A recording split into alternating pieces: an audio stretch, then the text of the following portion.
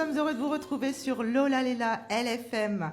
Comme je vous le disais il y a quelques minutes, notre invitée du jour, Émilie Monnier, est infectiologue au CHU de Saint-Pierre et elle vient nous parler du sida et d'un traitement mal connu qui permet de faire face à cette maladie. Émilie Monnier, bienvenue. Vous allez bien ? Bonjour, merci pour l'invitation. Welcome in LFM. Bon, la pluie est à Saint-Joseph, mais le cœur est dans le soleil. Nous sommes ravis de vous recevoir aujourd'hui. Avant d'entamer le sujet de notre émission, donc la PrEP, ce fameux traitement contre le sida, est-ce que vous pourriez nous dire quelques mots ? Qui êtes-vous, Émilie Monnier ? Alors, je suis médecin au CHU de Saint-Pierre. J'ai une double casquette. Je suis à la fois médecin infectiologue, spécialiste en maladies infectieuses et notamment sur le VIH, mais aussi chercheuse en épidémiologie et infectiologie et santé publique au laboratoire du PIMIT, qui est un laboratoire réunionnais qui se situe dans le nord de l'île. Donc, j'ai la casquette médecin et chercheuse. Une vision bien globale des choses. Oui, ça permet de passer de questions en fait, qu'on peut se poser au lit du patient à finalement un regard un peu plus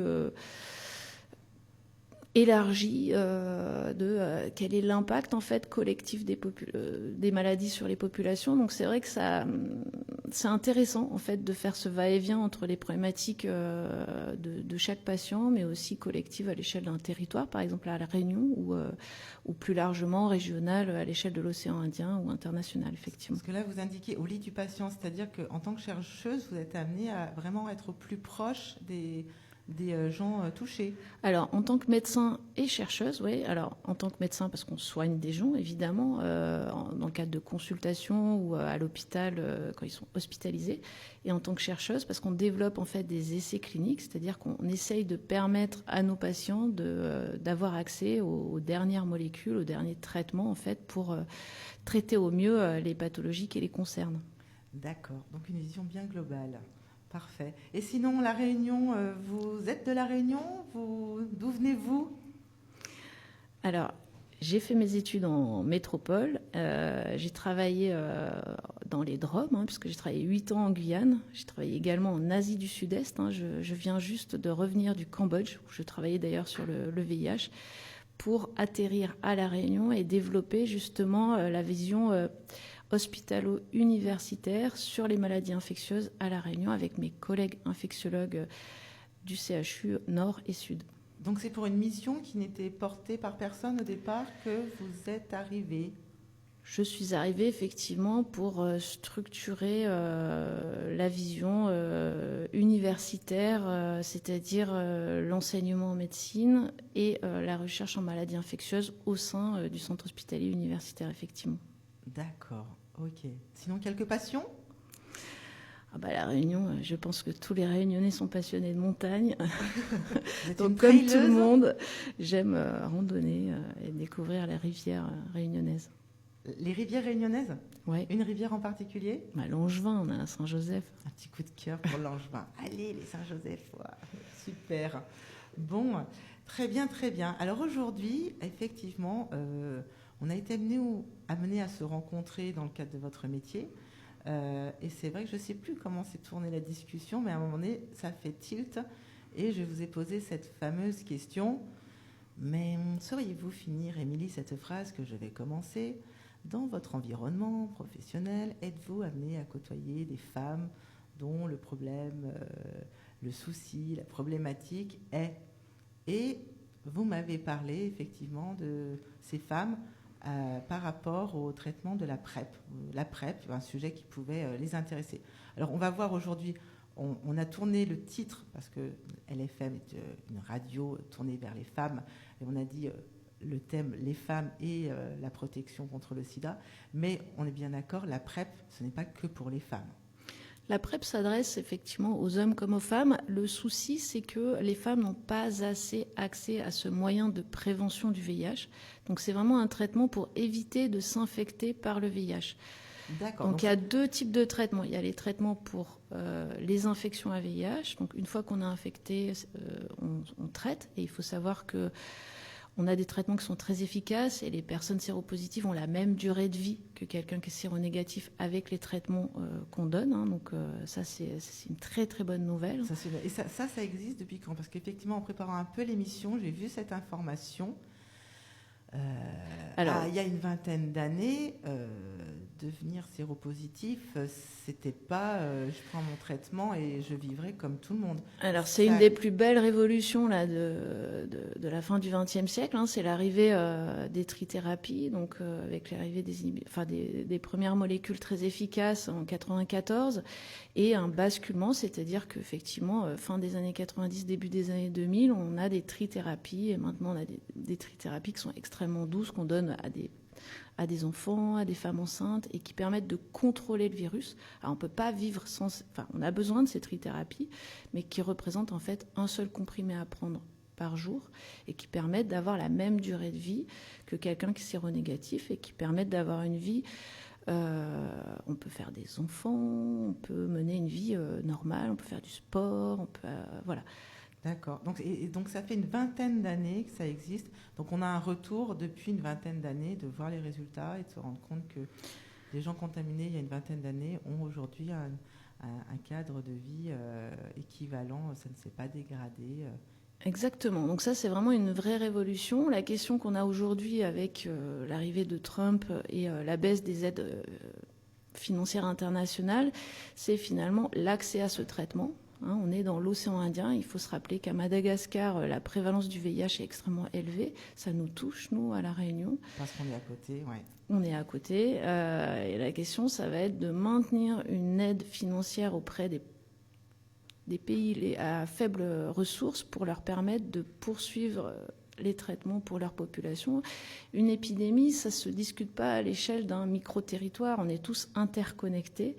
Et il faut nous assurer, en fait, de permettre d'avoir accès à ces traitements. Ces traitements marchent très bien, encore faut-il les avoir et les rendre accessibles. Oui, c'est ça. Savoir que ça existe et pouvoir y accéder. Ça, c'est dans la deuxième partie de l'émission. On verra justement la partie du traitement, l'après dont on parlait, pour mieux comprendre justement c'est pour qui, quoi, comment on fait pour l'avoir, combien ça coûte.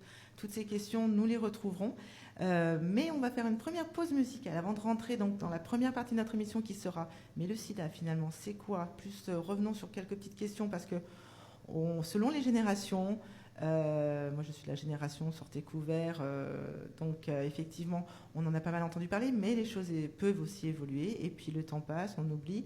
Donc, petit rappel sur le sida, ses modes de transmission, ces choses comme ça. Ça sera la première partie de notre émission. Et dans la deuxième partie, on parlera plus particulièrement donc, de la PrEP, ce fameux traitement qui veut permettre de se protéger, de prévenir en pré-exposition, la PrEP, pré-exposition au sida. Pour faire une première petite pause musicale, Émilie, vous nous avez proposé comme musique Cache-Cache de Maya Kamati. Quelques mots, pourquoi ce choix ?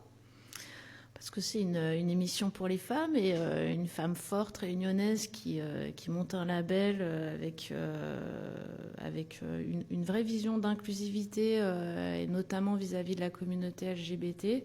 Je trouvais que c'était un message intéressant à faire passer, notamment dans le cadre de la prévention du VIH. Eh ben, c'est super. On se retrouve donc après Maya Kamati, Cache-Cache, tout de suite après. Et pour cette première partie d'émission qui sera sur le sida. Merci à tous, on se retrouve à tout de suite.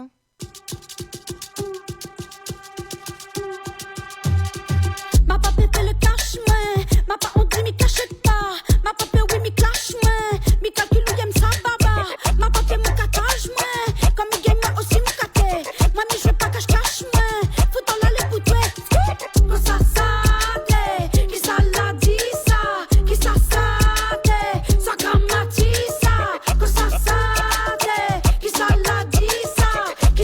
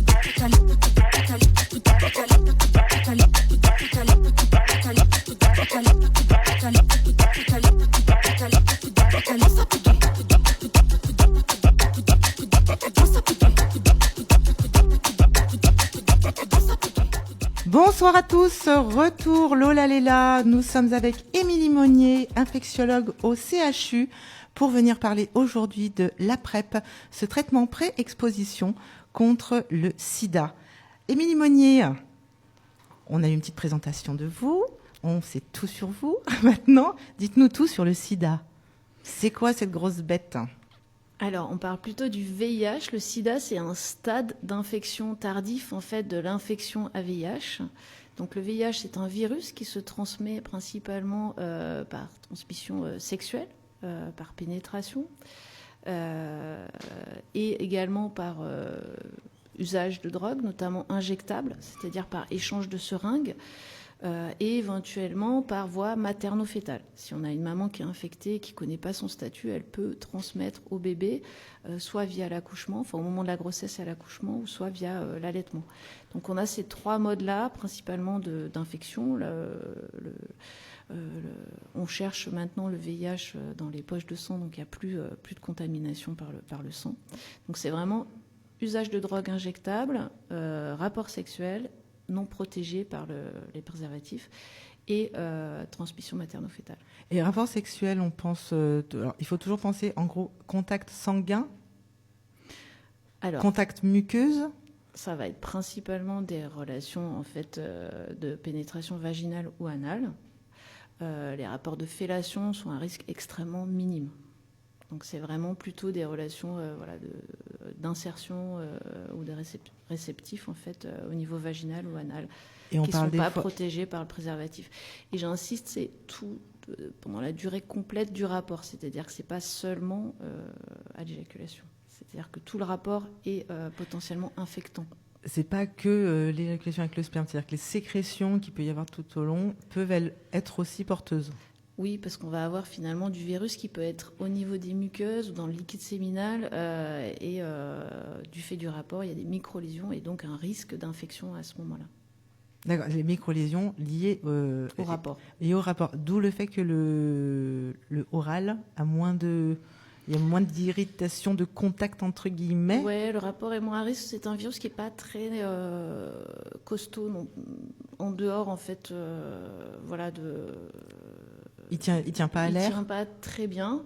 Et ce qui va augmenter en fait le risque de transmission, ça va être les infections sexuellement, les infections associées. C'est-à-dire que si vous avez également des chlamydia, des gonos, ça va augmenter le risque d'infection. Si effectivement, malheureusement, les rapports sont faits avec violence, ça va augmenter aussi le risque de transmission. D'accord. Et le fait qu'il y ait d'autres contaminations parallèles, ça veut dire simplement que le corps est déjà dans un état de devoir batailler contre d'autres bactéries. Donc ça lui fait un autre ennemi à combattre et c'est pour ça qu'il a plus de mal et qu'il peut plus facilement... Ouais, ça fait des portes d'entrée. C'est-à-dire qu'en fait, on a des irritations et finalement, l'immunité en fait, locale va moins bien marcher et on a un surrisque. D'accord. Donc, en gros, l'idée, c'est de protéger les rapports, qu'ils soient vaginaux, anaux, tout le long de la durée du rapport avec des préservatifs.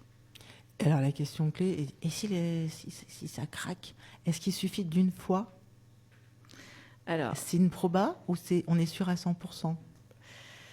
Alors, le risque, si ça craque, s'il y a un souci, il existe un traitement post-exposition qu'on peut prendre dans les 48 heures, qui est disponible à ce moment-là si vous ne connaissez pas le statut de votre partenaire, c'est-à-dire si vous ne savez pas s'il est séropo ou séronégatif pour le virus du VIH.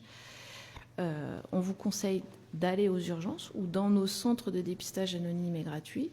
Et si on estime, nous, qu'il y a un risque, nous, je parle des médecins, on vous proposera un traitement post-exposition d'une durée d'un mois, en gros, pour vous protéger à 100% de ce risque-là. Et l'enjeu, c'est vraiment d'y aller assez tôt. Une durée d'un mois, c'est le traitement qui dure un mois. Le traitement dure un mois. C'est pas, on a un mois pour aller aux urgences. On a 48 heures maximum, mais le mieux étant de venir le plus vite possible. On peut venir la nuit aux urgences, c'est OK. C'est un peu comme la pilule du lendemain, mais là, c'est pas, je veux pas tomber enceinte, c'est je réfléchis après coup, je me dis, mais il était peut-être pas clean, ou elle n'était peut-être pas clean. Voilà, on se rappelle pas trop de la soirée, il s'est passé un truc, on connaît pas la personne, on va aux urgences ou dans le centre de dépistage, on va proposer un traitement. sans jugement aucun. Ça existe depuis combien de temps? Ça existe depuis plus de 10 ans. Donc, c'est vraiment un traitement qui marche bien. On a énormément de recul. Donc ça, c'est ce qu'on appelle le traitement post-exposition. Le TPE. Le TPE, effectivement. D'accord. Et depuis 10 ans. Et par quel canal, quand est-ce qu'on... Moi, j'en avais jamais entendu parler. Pourtant, je suis dans le milieu de la santé aussi. C'est parce que c'est récent. On l'apprend aujourd'hui à l'école aux nouveaux médecins, j'imagine. C'est le milieu de la santé qui le sait, c'est les milieux sociaux, c'est... Alors, je pense que ça nous implique tous de diffuser cette information au moment de l'éducation à la vie sexuelle et affective de nos ados. C'est vraiment une information qu'il faut leur délivrer. Il n'y a pas de souci. S'il y a eu un souci, en tout cas, tu sais que tu as ce plan B qui est d'aller aux urgences ou dans ces centres de dépistage et de prise en charge et de solliciter, de demander un traitement post-exposition. Donc il faut le dire, il faut le répéter, il n'y a pas de problème et on donnera gratuitement. Mais ça doit être un plan B, on est bien la préservatif. Le plan A, oui, reste le préservatif et ou le traitement préventif, la PrEP. Oui, ce qu'on verra dans la deuxième partie, bref, on essaie. Donc le sida, ok, donc les modes de transmission, on a un peu revu ce qu'il en était. Oui, si ma question... si ça craque, il y a la solution donc du TPE, mais en termes de proba, de statistiques, est-ce que un rapport non protégé avec quelqu'un séropositif, à 100%, on l'attrape? Alors, il y a plusieurs configurations. Si cette personne séropositive est traitée avec une trithérapie, il y a 0 risque. C'est-à-dire qu'une fois qu'on est sous traitement, qu'on est porteur du VIH et qu'on prend bien sa trithérapie, on ne transmet pas. On ne transmet absolument pas le virus. C'est-à-dire, ça c'est une information très importante. Donc, si la personne est séropositive, qu'elle prend une trithérapie, elle est indétectable, c'est-à-dire qu'on ne retrouve pas son virus dans ses muqueuses ou dans son sang, et il n'y a pas de risque de transmission. Si cette personne-là ne connaît pas son statut, ouais, ou n'est pas traitée pour plein de raisons. Ouais. Donc effectivement, là, il va y avoir un risque que nous, on va évaluer avec la personne en fonction du type de rapport. Mais on va effectivement, si on estime qu'il y a un risque de transmission, on va proposer ce traitement post-exposition. On va réduire ce risque à 0. Le risque, il est présent, il n'est pas extrêmement présent, mais il faut le ramener à 0. Oui. En sachant que la meilleure méthode, en fait, c'est de venir à 2 et on teste les 2 personnes. Si les 2 personnes sont négatives, il n'y a pas d'enjeu à mettre en traitement. Alors là, ça m'amène une question que j'avais prévue. Mais alors, on se teste, on est négatif, mais est-ce que je suis vraiment négatif? Parce que la semaine dernière, j'étais avec et il avait l'air ou elle avait l'air très ouverte. En combien de temps, aujourd'hui, on arrive à... entre l'exposition au risque et le moment où on va se faire dépister, quel est le temps minimum requis pour avoir l'assurance que la réponse du test est fiable? Alors, sur les nouveaux tests de dernière génération, ce que vous allez pouvoir demander en laboratoire, je vous rappelle que vous pouvez demander un test gratuitement, sans ordonnance, dans n'importe quel laboratoire maintenant, pour le VIH. Laboratoire privé? Oui. Ah oui, moi j'avais en tête les hôpitaux où il y a des centres. Alors maintenant, c'est vraiment tous les laboratoires. Si vous avez un doute, vous pouvez demander à votre laboratoire sans ordonnance. Vous n'avez pas besoin de demander à votre généraliste un test pour le dépistage du VIH. C'est vrai à La Réunion, c'est vrai en métropole. C'est vrai à La Réunion, c'est vrai en métropole. Depuis combien de temps? Depuis moins d'1 an. Ah, c'est récent, très intéressant qu'on en parle donc.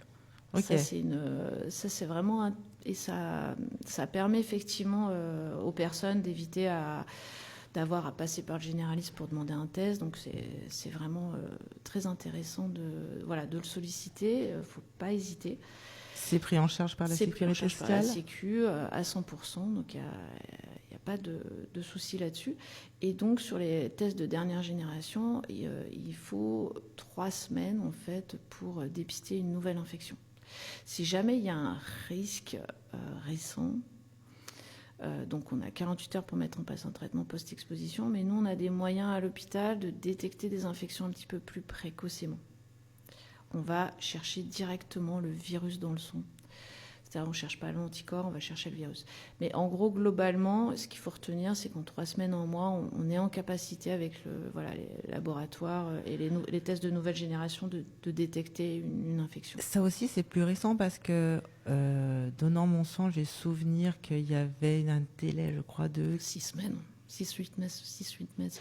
Ouais, facile. Ouais, je me rappelle, c'était beaucoup plus long. Ouais. On a rajouté ce qui s'appelle un test qui s'appelle l'antigénémie P24 qui nous permet d'être plus précoce dans l'infection. Alors, ce qu'il faut savoir, c'est quand on fait le test au bout du doigt, là, le TROD, le test rapide de diagnostic rapide, qui est un test qui peut vous être proposé par des associations. Là, malheureusement, on détecte, il faut au moins 2 mois.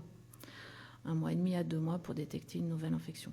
Mais si vous faites une prise de sang avec, dans un laboratoire, on est plutôt à 3 semaines, 1 mois.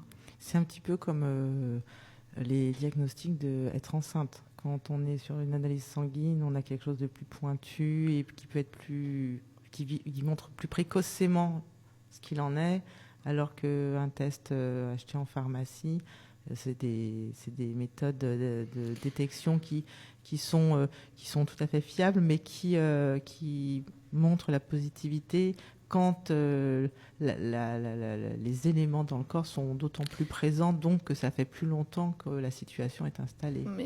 Oui, tout à fait. Mais la question, c'est vraiment d'en parler avec votre pharmacien ou la personne du laboratoire qui va vous indiquer en fonction du dernier rapport à risque quel est le type de prélèvement à faire. D'accord. Et au niveau de la fiabilité des tests, est-ce qu'on a une évolution parce que alors ça c'était quelque chose que j'avais cru voir. On a vu qu'il y avait une augmentation du nombre de cas. On a dit en introduction à l'émission x3 au cours des 3 dernières années, 2022, 23, 24 à La Réunion. Alors ces chiffres peuvent faire peur en disant le sida circule, mais en prenant un peu de recul, il faut toujours se méfier.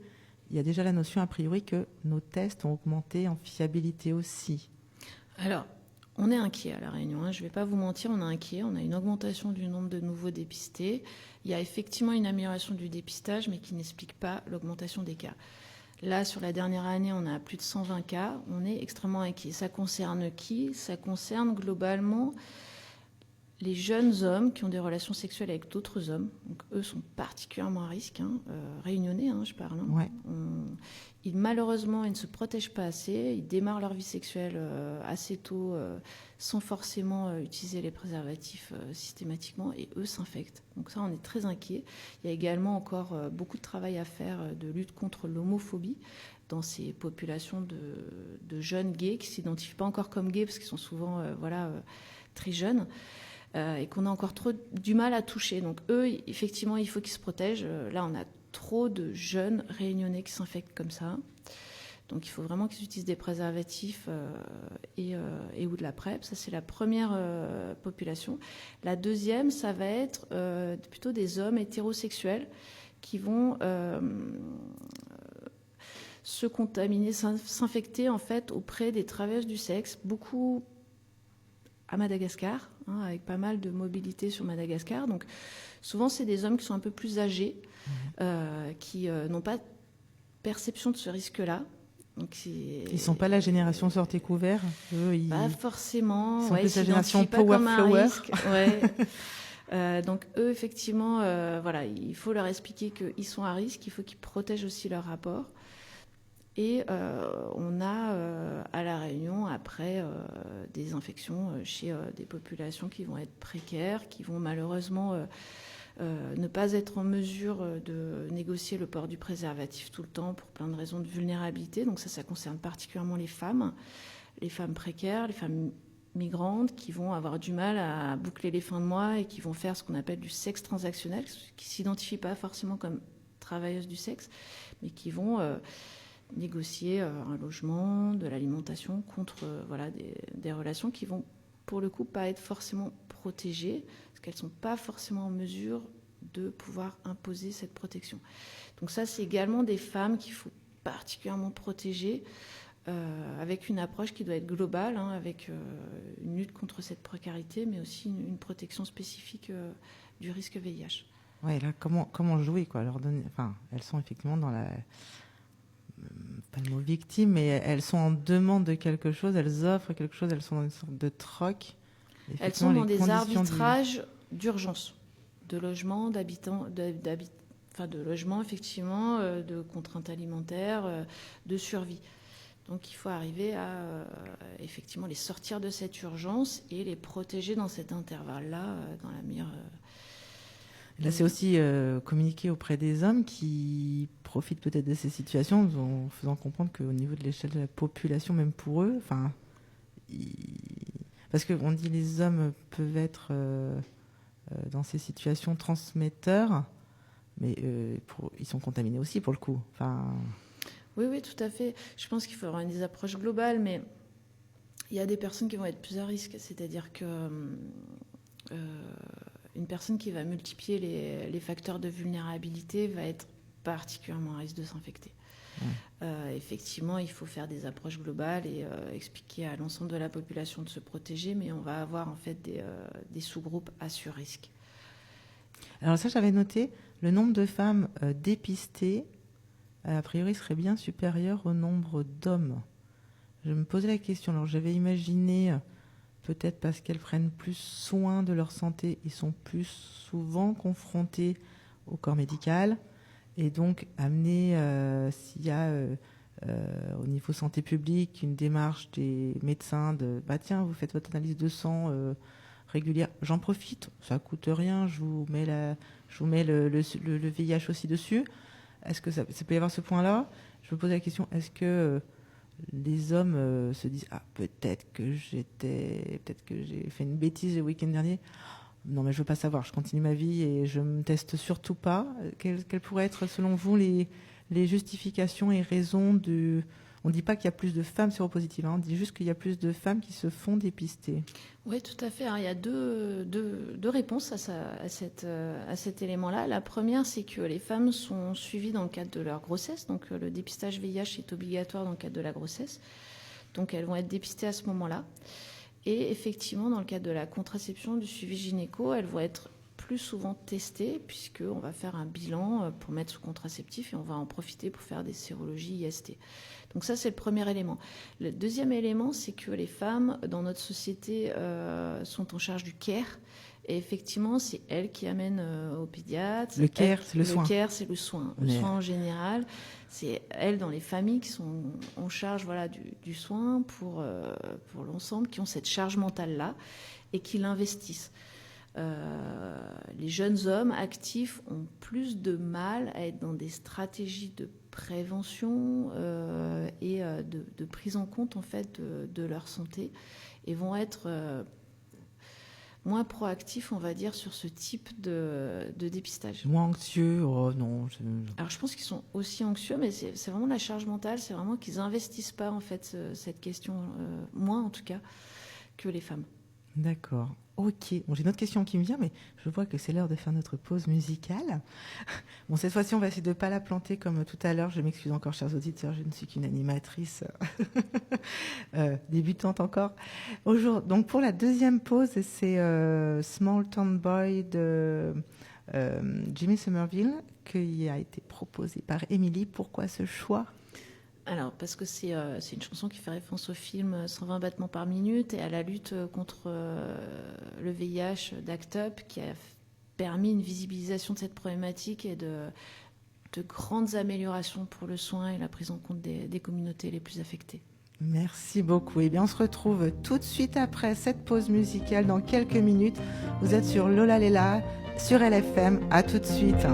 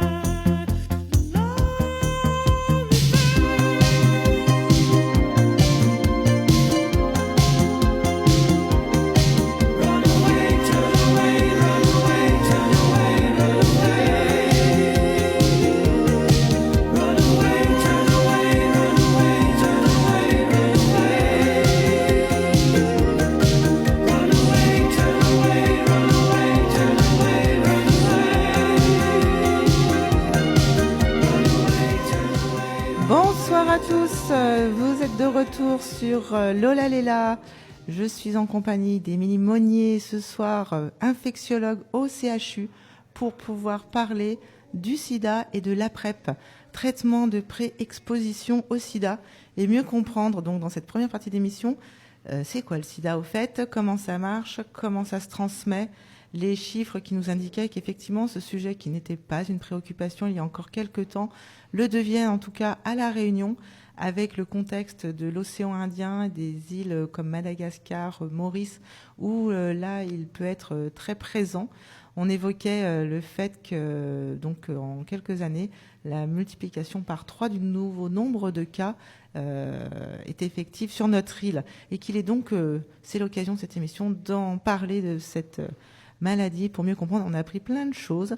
On a appris, j'essaie de résumer, on va voir si j'ai été bonne élève, que on peut avoir des rapports sexuels avec un séropositif traité sans attraper le sida. J'imagine quand même qu'il y a un temps de traitement. Il faut qu'il se traite depuis un certain temps. 6 mois. 6 mois. Donc un séropositif traité au bout de 6 mois n'a plus de charge virale suffisante pour être contagieux et infecter quelqu'un. On a appris que c'était qu'il y avait aussi la possibilité d'aller aux urgences si on pensait avoir fait une bêtise et qu'on n'était plus très sûr de ce qu'on avait fait, pour avoir un traitement TPE, traitement post-exposition, qui dure un mois. Dans les 48 heures après le risque. Dans les 48 heures, tout à fait. Sinon, c'est pas bon. Et autre information, valable depuis 1 an, vous pouvez vous présenter dans n'importe quel laboratoire d'analyse de ville sans aucune prescription pour demander à vous faire tester. Et ceci est pris en charge par la sécurité sociale. On ne vous demandera rien et vous aurez le cœur net si vous aviez des nœuds au cerveau. Donc des belles évolutions. On a quand même un système de santé en France qui est chouette pour ça. On reprend le cours de notre émission, donc après avoir parlé donc de la maladie elle-même, on va parler plus précisément de la PrEP, pré-exposition au sida. Émilie, qu'est-ce que c'est donc que cette chose-là ? Alors, il faut le voir un peu comme la contraception. C'est un médicament qu'on va prendre tous les jours et qui va prévenir de l'infection au VIH. C'est-à-dire que l'idée, c'est d'avoir un médicament qui empêche de s'infecter contre le VIH. C'est-à-dire que vous pouvez avoir des relations non protégées sans préservatif. Si vous prenez ce médicament-là, vous n'allez pas pouvoir vous infecter. Donc, il existe 2 modalités. Donc, la PrEP orale, c'est-à-dire c'est une pilule qu'on prend tous les jours. Heure fixe, comme la... Voilà. Ouais. Alors, tout simplement. Donc ça, c'est un traitement qu'on peut vous prescrire alors, tous les médecins généralistes peuvent vous le prescrire. D'accord. Ils le savent tous. On espère. On l'espère, oui. Et vous pouvez également venir nous voir dans les centres, dans les CEGID, dans les centres de dépistage et de prévention. On vous le prescrira. Les CEGID, il y en a 3. À La Réunion. Un au CHU Nord, un au CHU Sud et un autre au Shore, à Saint-Paul. Donc c'est sans rendez-vous. Vous pouvez venir nous voir sans rendez-vous pour un dépistage, pour vous faire prescrire de la PrEP. Donc on vous accueillera sans aucun jugement et avec beaucoup de bienveillance. On le sent depuis le début de notre émission. On sent. Allez voir Émilie, vous repartirez libre dans votre tête. Et effectivement, donc la PrEP orale, et depuis 1 mois, on a la PrEP injectable, c'est-à-dire qu'on fait une injection et pendant 2 mois, on est couvert en fait. Tous les 2 mois, on fait une injection et on peut se permettre d'avoir des relations non protégées qui vont nous protéger contre cette injection, va nous protéger contre une infection au VIH. Et là aussi, c'est CEGID dans les hôpitaux et le généraliste qui peuvent prescrire ? Alors, oui. Mais c'est vrai qu'on est plutôt sur les CEGID, sur la PrEP injectable. Vu que c'est un nouveau traitement, les médecins généralistes ne sont pas encore trop... C'est encore très récent pour eux, donc eux sont plutôt sur la forme orale. Et les CEGID gardent pour le moment encore l'action sur la version injectable. D'accord.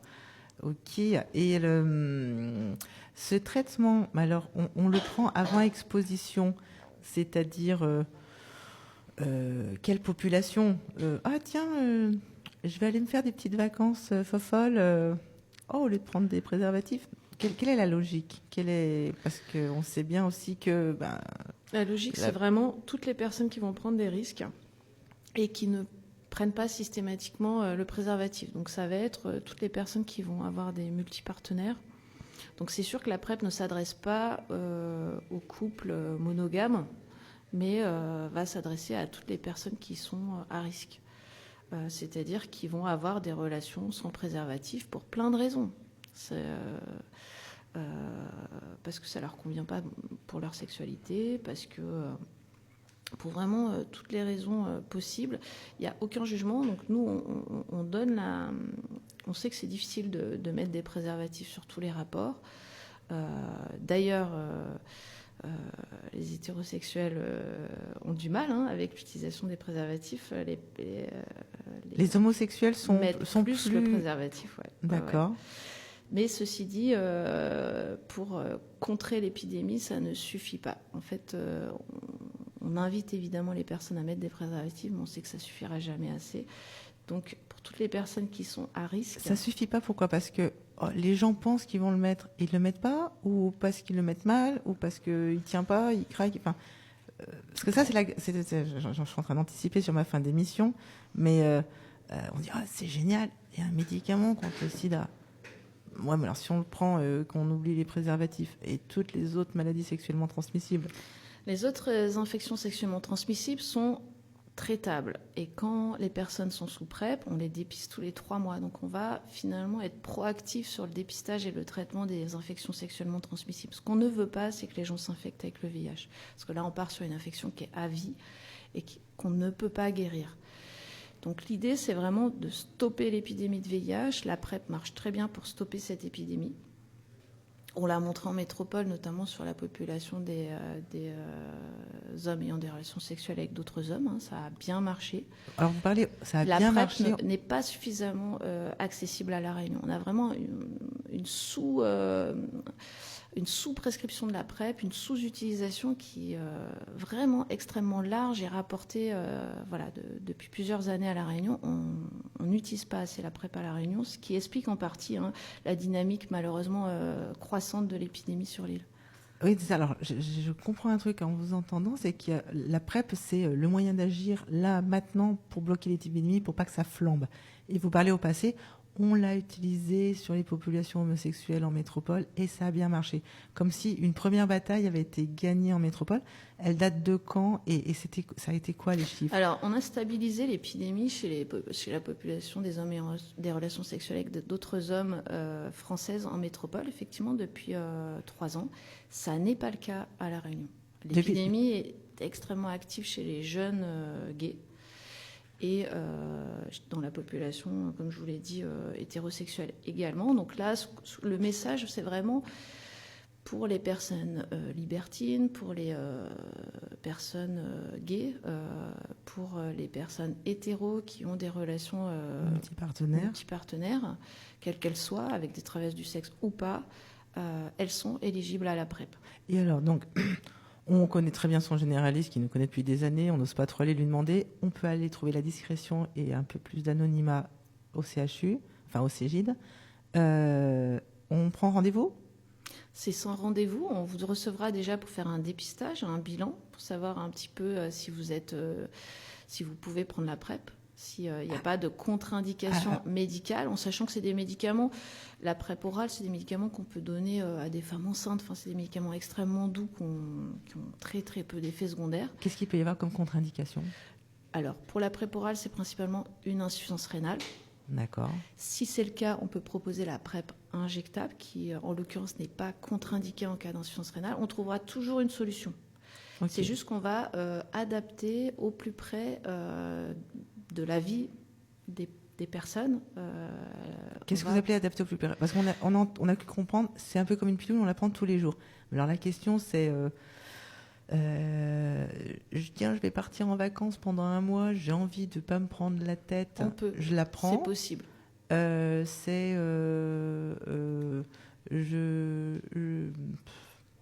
pars à Madagascar, je sais que ça va être facile, je la prends. Mais quand je reviendrai, j'arrête ? Oui, l'idée de la PrEP, c'est de prendre ce traitement pendant une période d'exposition. Si cette période d'exposition au risque cesse, c'est-à-dire que On est allé à Madagascar, on a eu pas mal de relations. À Madagascar, on peut se mettre sous PrEP et au retour, on peut effectivement l'arrêter. C'est un peu comme les médicaments contre le palu. Tiens, je vais dans une zone où ça circule. Exactement. Je prends mon médicament et c'est efficace dès le premier jour? Alors, c'est efficace dès le premier jour. Le premier jour, on prend deux comprimés et ensuite un comprimé par jour. Et effectivement, c'est efficace dès le départ. Dès le départ, donc très rapidement. Ça coûte combien? Alors, la PrEP orale, c'est vraiment pas cher. C'est pris en charge par la Sécu, donc ça coûte rien pour le... Et en l'occurrence, là, les prix ont vraiment diminué. On est plutôt autour de 15 € le mois, ce qui est vraiment très peu cher. Donc en termes de coût En termes pour, de santé publique, c'est extrêmement efficace. En sachant qu'une trithérapie, c'est 700 € par mois à vie. Donc si ça... Faites faire des économies à la sécurité sociale et à nos impôts. Allez prendre la PrEP. Oui, d'accord. Donc, et la fiabilité, est-ce qu'il y a du 100%? Alors, on certainement, est à 99%.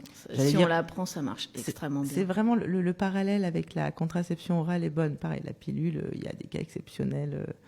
On arrive à tomber enceinte. Non, mais là, on a vraiment beaucoup de recul. La question, c'est l'observance au traitement. C'est-à-dire, c'est comme la pilule. Si vous l'oubliez, effectivement, ça ne va pas marcher. La PrEP, c'est pareil. Si vous ne l'oubliez pas, ça marche extrêmement bien.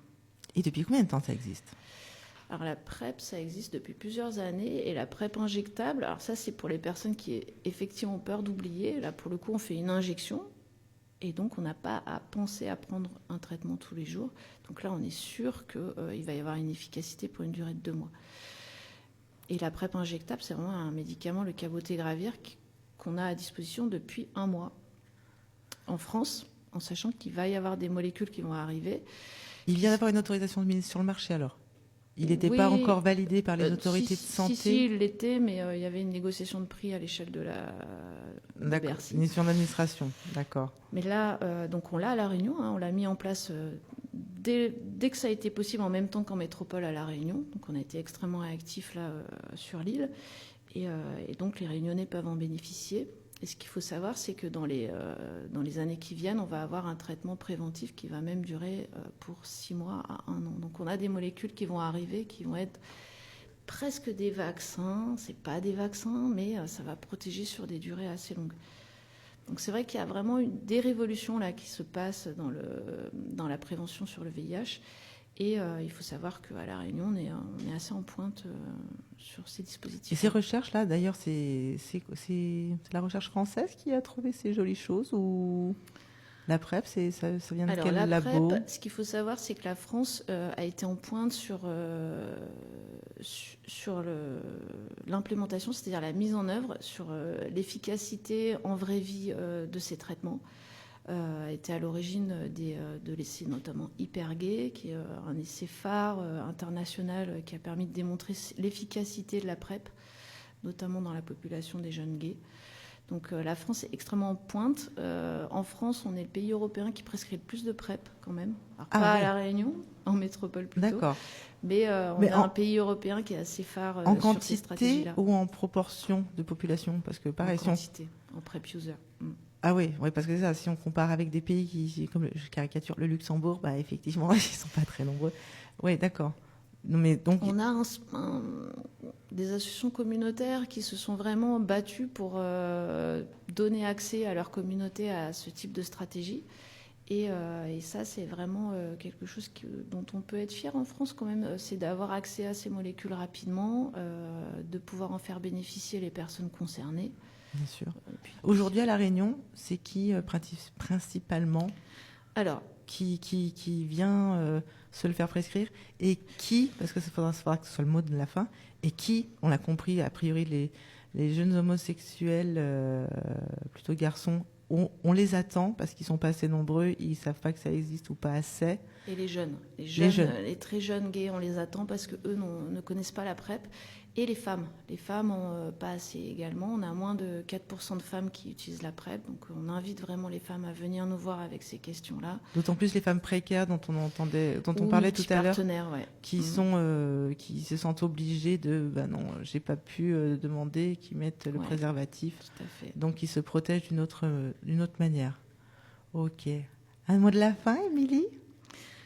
Le mot de la fin, c'est vraiment de ne pas hésiter à venir nous voir sur nos CJ, là, que ce soit au nord, au sud, au shore.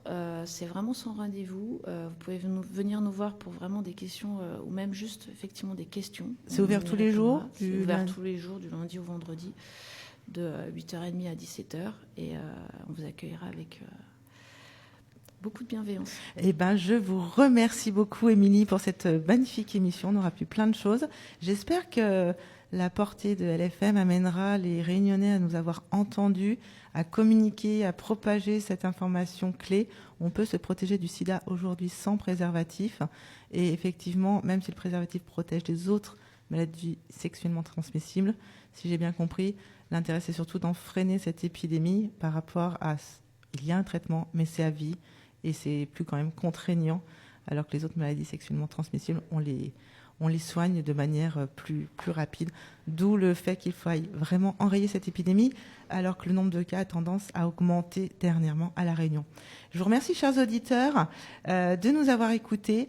Je vais bientôt passer la parole pour Casse dédiée à mon ami Fred, qui recevra aujourd'hui Moïse Laurette, concours du meilleur boulanger de la baguette tradition à La Réunion, en partance pour le concours au niveau national.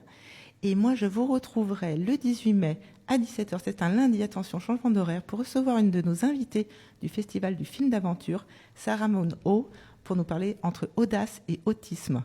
Et on se retrouve, pour finir cette émission, à écouter, comme d'habitude, Résiste de France Gall. À tout de suite.